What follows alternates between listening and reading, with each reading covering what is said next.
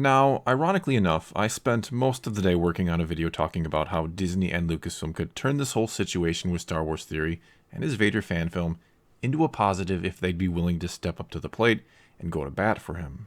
And just when I was about done with that video, I got word that Lucasfilm had indeed stepped in to save the day and fought the claim Warner Chappell had made on his video, and now it once again belongs completely to Star Wars Theory.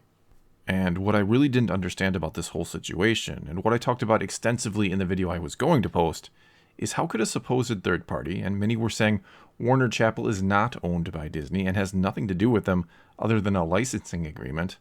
Anyway, how could they make a claim on a video that featured maybe a few seconds of something that sounded very similar to a song they have licensing rights for, when everything else in the video is essentially owned by Lucasfilm, all the characters, locations, ships, and so on?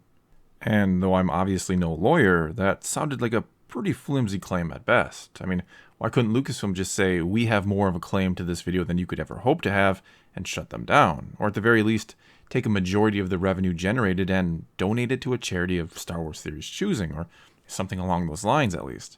And then they would start to look like the good guys here. And that's apparently what's happened here. Apparently Lucasfilm said, we have far more of a claim to this video than you do, and Warner Chappell backed down. And of course, there will likely be some people who ask the question, was this the plan all along? A way for Lucasfilm to make themselves look like a hero and get some really good PR? Well, I highly doubt that, but who knows for sure? Because this really does look like a case of a third-party company being money-hungry and trying to take a cut of something that really they had no right to. And Lucasfilm was not wanting them to profit off of their IP. Because one of the main conditions behind Star Wars Theory being allowed to make this film in the first place was the fact that he couldn't monetize it or profit off of it.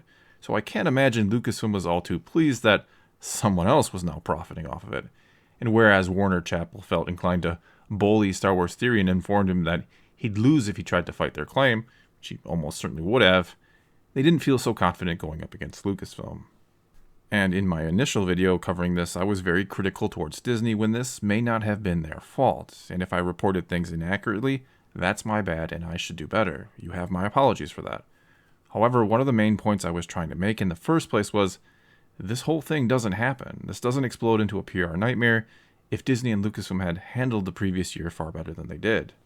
I've said this a million times before, and I know plenty of you out there are sick and tired of me saying it, but I have absolutely no problem with people who enjoyed The Last Jedi. None.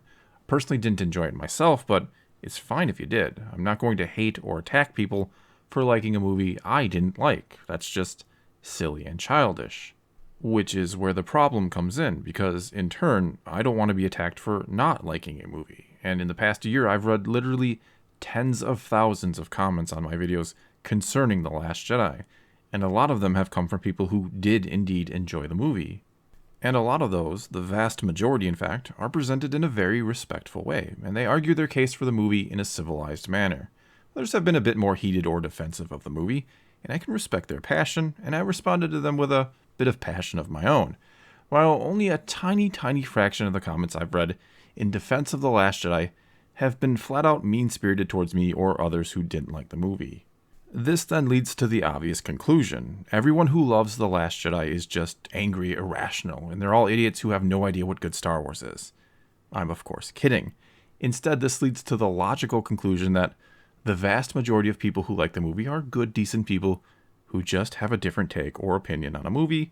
That's it. And guess what? The vast majority who didn't like the movie are also good, decent people who have a different take or opinion on a movie. That's it. Problem is, for the last year now, the fans who didn't like it have felt attacked, and right or wrong, like there's this finger being pointed at them by Disney, Lucasfilm, and the mainstream media saying they only dislike the movie because of this reason or that. And usually those reasons have something to do with them being full of hate for women or minorities or whoever else it might be. And it makes them out to be horrible people instead of people who, again, just didn't like a movie.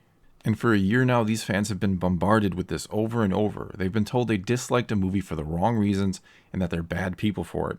And they had reached the point where they were just ready to snap if something major happened, which is what this whole thing with the Vader fan film was or looked like initially. The tipping point for many people. When, in true irony, really, this film was made for fans by a fan. It was meant to be Star Wars in its purest form, something created strictly out of love for Star Wars, for others who love the franchise as well. And when someone came and claimed it and tried to make money off of it, they corrupted it, and that is why people were so angry about this, including myself. And this is also why a lot of people don't like Disney Star Wars. To them, right or wrong, it feels like a corrupted form of Star Wars. It feels like it's lost something to them, become something different. And Lucasfilm is never going to win over those fans by letting their associates say there's something wrong with them for not liking it, or allowing others, like those in the media, to say it for them. And it's been disappointing that Disney seems to be okay with all of this, that they haven't addressed the issue or the backlash at all. Instead, they come out and say we're going to slow down with the movies, make less of them, because that must be the problem, too much Star Wars. It has nothing to do with the fact that maybe some of your customers haven't liked what you've been giving them and don't appreciate the fact that their criticisms are being completely ignored, and that's why they're not showing up to your movies anymore. And coming from someone who's worked in the restaurant business for years, that's like the owner of a restaurant doing and saying nothing while their staff attacks and chases away customers for speaking out against poor service and food. And your conclusion as the owner when your business starts to slow down is to just stop lunch service, not to question if something's wrong with what you're serving or who's serving it. And it's all because the local papers say your restaurant attracts the wrong type of crowd. And the last thing you'd want to do is defend those customers who've been coming to your restaurant for years, right? But here's the thing I really just don't understand. Disney owns another highly popular franchise, probably the most popular one right now, and that's of course Marvel, and business is booming to put it mildly. And somehow the MCU, which has been around for just over 10 years now, has avoided any major controversies and has an almost universally happy fan base. Yet it seems like a week can't go by without some sort of bad press for Lucasfilm and Star Wars.